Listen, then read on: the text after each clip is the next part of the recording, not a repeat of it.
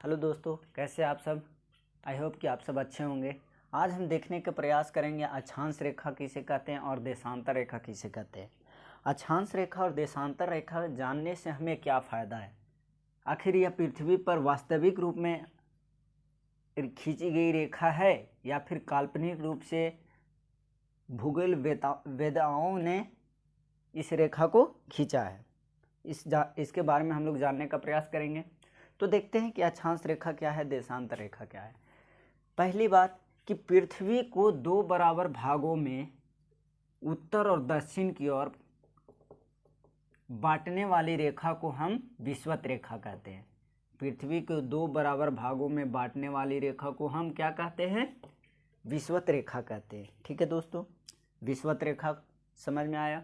पृथ्वी को उत्तर और दक्षिण गोलार्ध में बांट दिया, नॉर्दर्न हेमिस्फीयर और सदर्न हेमिस्फीयर में बांट दिया। विषुवत रेखा को हम इंग्लिश में इक्वेटर कहते हैं। ठीक है दोस्तों, यानी 0 डिग्री जो है हमारा पृथ्वी को उत्तर और दक्षिण गोलार्ध में बराबर बांट दिया। अब इसके अतिरिक्त हम देखते हैं कि विषुवत रेखा के समानांतर 90 लाइन खींची गई है, 89 लाइन खींची गई है। ऐसे ऐसे ऐसे ऐसे विषुवत रेखा के समानांतर 89 लाइन खींची गई है। ठीक है दोस्तों, तो इन लाइन को हम क्या कहेंगे, तो यही लाइन हमारा जो है अक्षांश रेखा कहलाया। अगर ऐसे याद ना हो तो ऐसे इस प्रकार हम कह सकते हैं कि विषुवत रेखा के समानांतर खींची गई रेखा को हम अक्षांश रेखा कहते हैं। ये एक डिफिनेशन हो सकता है इसका। इसके अतिरिक्त यह भी इसका डिफिनेशन हो सकता है कि ग्लोब पर ईस्ट से वेस्ट की ओर खींची गई रेखा को हम क्या कहेंगे, अक्षांश रेखा कहेंगे। यानी पूर्व से पश्चिम की ओर खींची गई रेखा को हम अक्षांश रेखा कहेंगे। इसका दो डिफिनेशन हो गया दोस्तों। पहला कि विषुवत रेखा के समानांतर खींची गई रेखा को हम विषुवत रेखा के समानांतर खींची गई रेखा को हम अक्षांश रेखा कहेंगे। दूसरा डिफिनेशन यह हुआ कि ग्लोब पर पूर्व से पश्चिम की ओर खींची गई रेखा को हम अक्षांश रेखा कहेंगे। ठीक है दोस्तों, अक्षांश रेखा को इंग्लिश में हम लोग लैटिट्यूड बोलते हैं।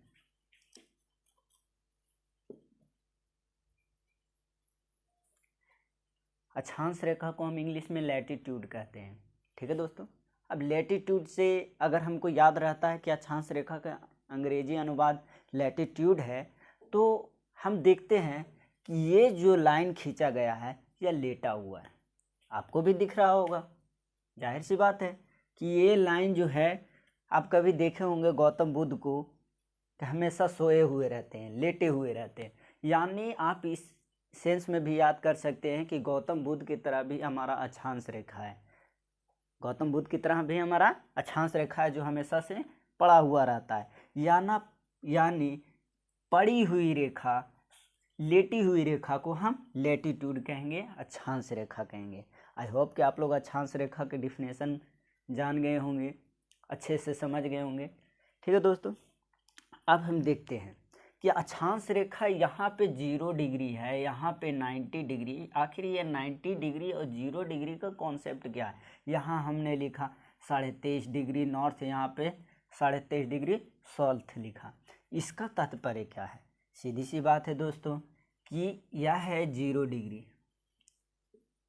यह लाइन 0 डिग्री है। तो 0 डिग्री को उत्तर में, ऊपर में यानी उत्तर में खींची गई रेखा को हम नॉर्थ में बोलेंगे और दक्षिण में खींची गई रेखा को हम साउथ में बोलेंगे। इसलिए हम इसको नॉर्थ और साउथ से डिनोट करते हैं। ठीक है दोस्तों, यहाँ तक समझ में आया। अब देखते हैं कि आखिर यह डिग्री का कॉन्सेप्ट क्या है, डिग्री का मैटर क्या है। आइए हम देखते हैं डिग्री का मैटर। आखिर इसे हम डिग्री में ही क्यों देखते हैं।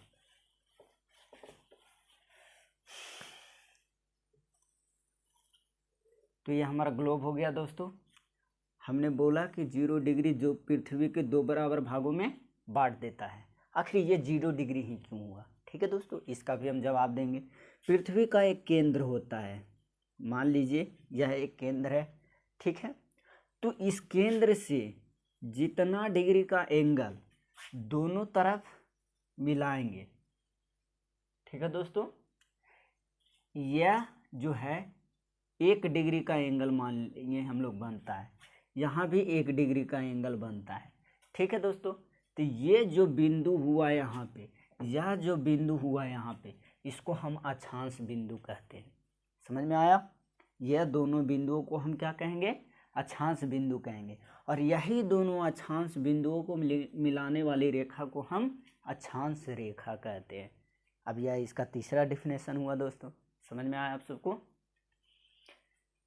फिर से दोहराते हैं, अगर आपको समझ में नहीं आया हो तो देखिए। 0 डिग्री का लाइन खींच दिए। अब ये 0 डिग्री भी कैसे बना? यहाँ पे एक केंद्र होगा पृथ्वी का। अब यह केंद्र से देखिए यहाँ पे कितना डिग्री का एंगल बन रहा है?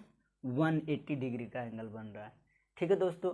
अब यह एंगल को छोड़ दीजिए, अगर यह एंगल को नापिए, सिर्फ एक लाइन को नापिए, तो यह लाइन कितना डिग्री का एंगल बना रहा है? जाहिर सी बात है कि 0 डिग्री का एंगल बना रहा है।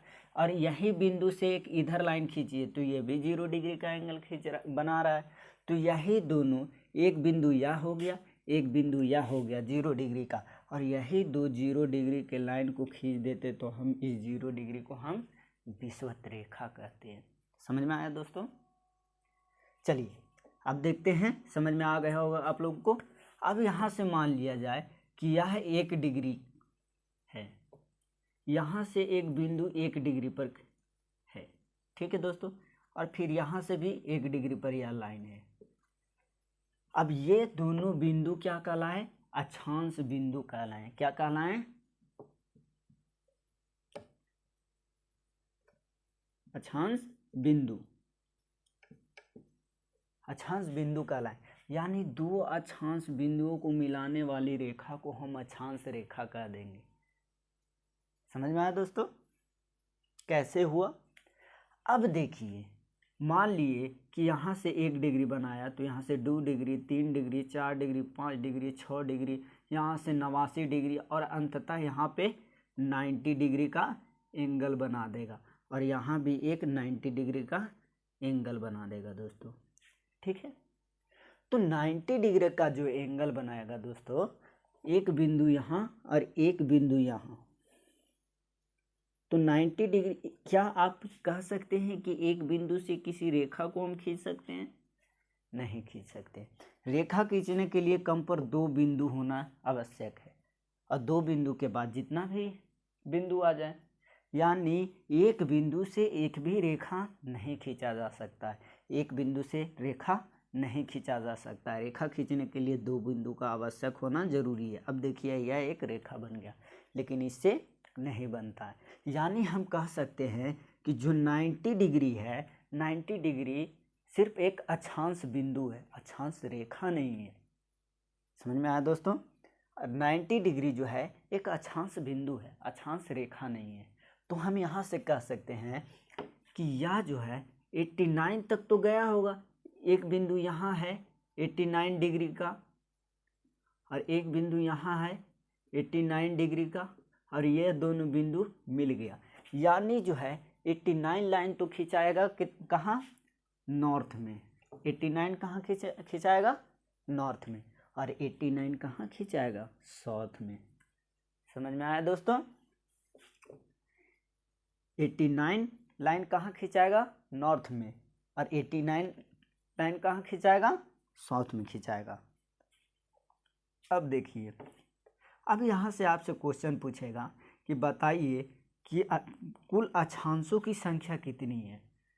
तो आप जोड़ दीजिए दोनों का, 89 प्लस 89, 9 दूनी 18, 8 दूनी 16, 1 17, यानी कुल अक्षांश रेखाओं की संख्या कितना हो गया? 178 हो गया। समझ में आया दोस्तों? अच्छा, कहीं हम लोग और भी मिस्टेक कर रहे हैं, इस बात को गौर किए आप लोग? क्या 0 डिग्री अक्षांश रेखा नहीं है?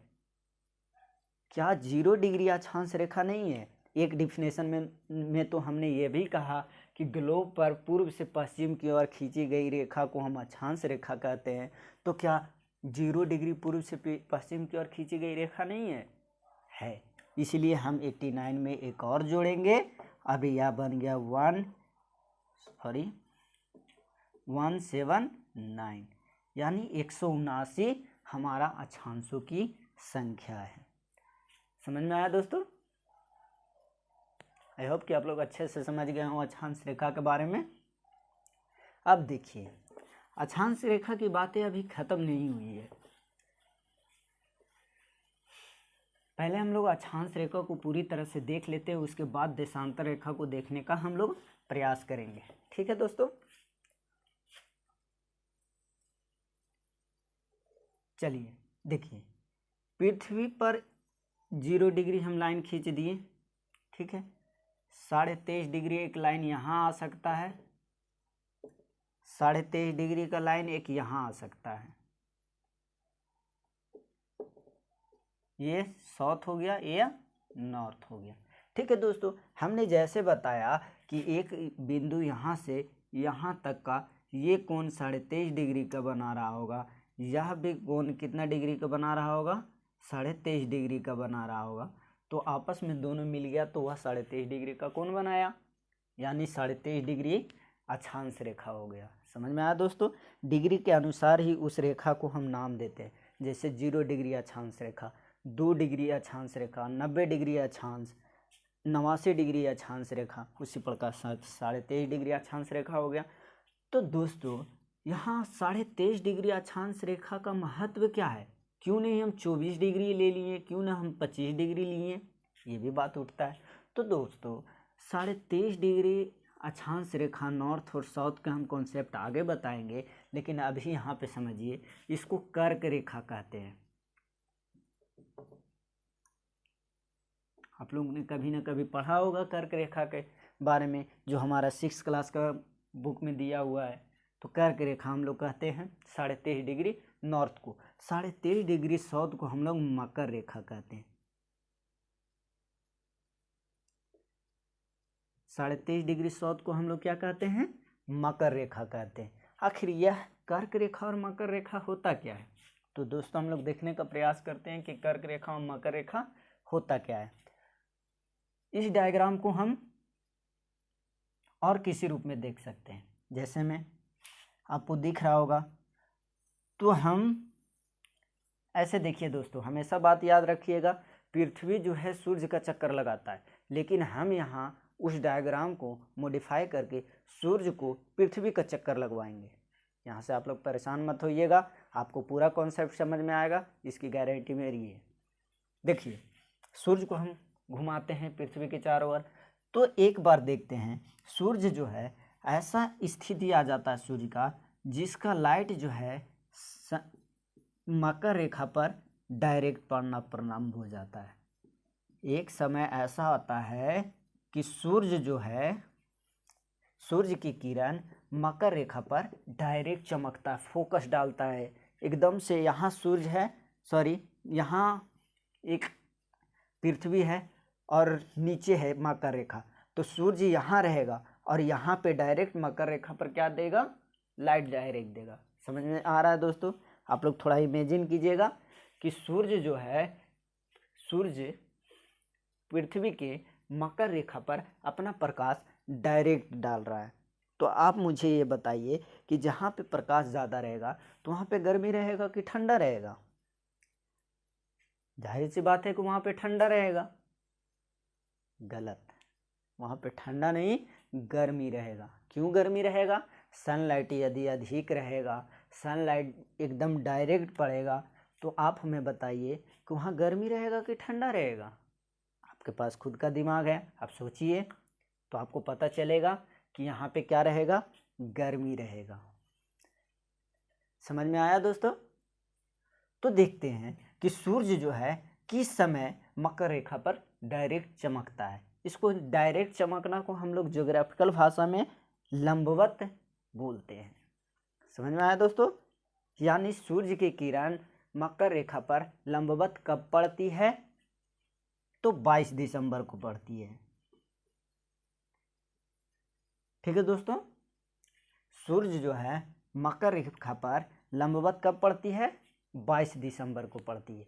तो जब 22 दिसंबर को सूर्य जो है साउथ में रहेगा, सूर्य जो है साउथ में रहेगा, तो आप बताइए कि इसका जो लाइट है इधर तिरछा पड़ने लगेगा कि नहीं? अब जब तिरछा पड़ेगा, जब इसका दूरी ज़्यादा तय करना पड़ेगा, तो आप हमको बताइए कि यहाँ पे ठंडा रहेगा कि गर्मी रहेगा? अब सूर्य की किरण तिरछे पड़ रही है तो और कम भी पड़ रही है, तो जाहिर सी बात है कि यहाँ पे ठंडा रहेगा, यहाँ पे गर्मी नहीं रहेगा। इसलिए आप देखिएगा कि भारत की स्थिति जो है यहाँ पे है, भारत की स्थिति यहाँ पे है। ठीक है दोस्तों, अब जब भारत यहाँ है और 22 दिसंबर को सूर्य जो है यहाँ पड़ती है, तो बताइए कि भारत पे लाइट पड़ेगा? समझ में आया दोस्तों? भारत पे लाइट पड़ेगा या नहीं पड़ेगा? आप खुद जज कीजिए। भारत पे लाइट नहीं पड़ेगा, पड़ेगा कम पड़ेगा, तिरछा पड़ेगा। अब जब किसी चीज़ को आप देखिएगा, अगर आप दौड़ रहे हैं 100 मीटर का दौड़ दौड़िएगा, तो आप तेजी से दौड़ने का प्रयास कीजिएगा और जल्दी दौड़ जाइएगा।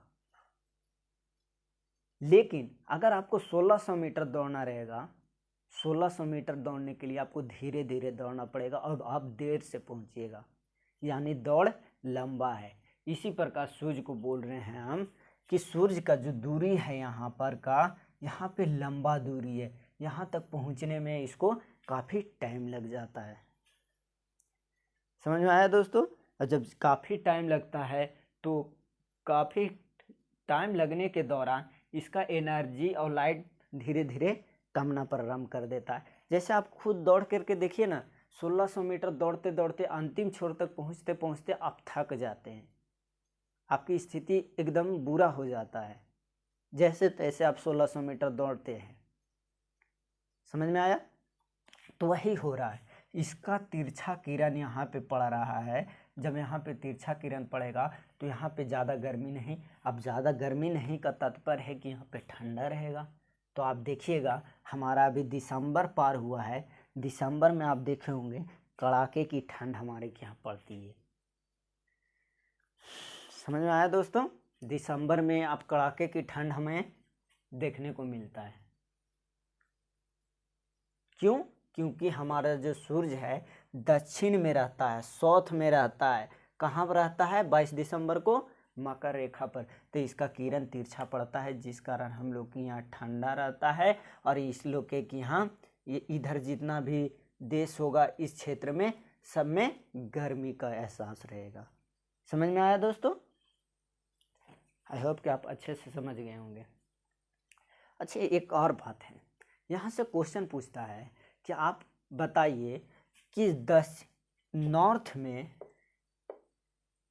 यानी उत्तरी गोलार्ध में, नदर हेमिस्फेयर में दिन की अवधि कब रहेगी और रात की अवधि कब छोटा रहेगी?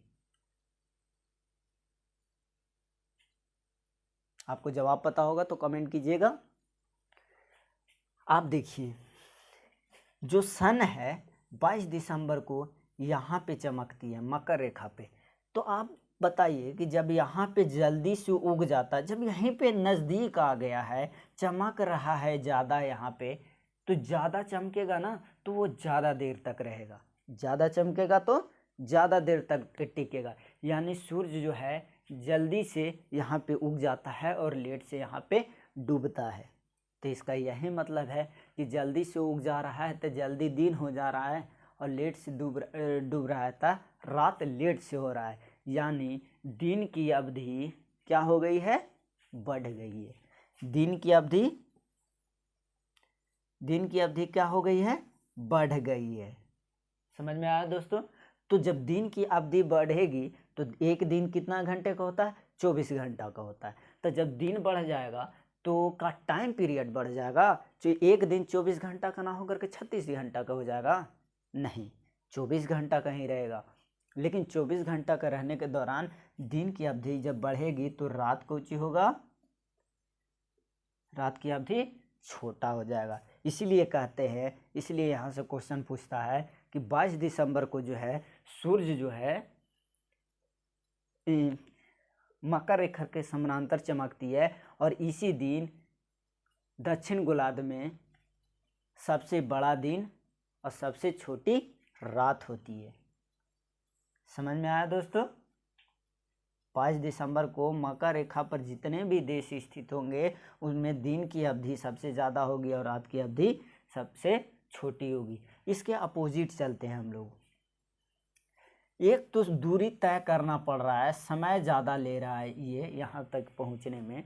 अब जब समय ज़्यादा ले रहा है यहाँ पहुँचने में, तो आप खुद सोचिए कि यहाँ जब समय ज़्यादा लेगा तो लेट से पहुँचेगा सूरज का किरण, है ना बात। जब यहाँ से यहाँ पहुँचना है, इसको दूरी ज़्यादा पड़ रहा है, तो क्या करेगा, लेट से सूरज पहुँचेगा।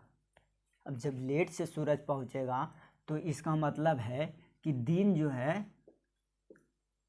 छोटा होगा, लेट से पहुँच रहा है तब, और जल्दी डूब जा रहा है। क्योंकि दूरी ऐसा तो नहीं है कि एक बार पहुँच गया तो पहुँच गया, नहीं, ये तो लगातार पहुँच रहा है ना यहाँ से यहाँ तक। समझ में आ रहा है आप लोग को? यहाँ से यहाँ तक दूरी ज़्यादा तय करना पड़ रहा है, तो जल्दी लेट से पहुँचेगा और जल्दी सु वापस लौट जाएगा, जल्दी सु डूब जाएगा सूरज। समझ में आया? तो यहाँ पे दिन का अवधि छोटा, रात की अवधि बड़ा होगा। समझ में आया दोस्तों? यहाँ तक किसी को कोई दिक्कत होना तो नहीं चाहिए। अगर किन्हीं को कोई दिक्कत है तो आप बताइए, उसके बाद हम फिर से इसको अगला वीडियो में हम देखेंगे क्या प्रॉब्लम है। Thank you.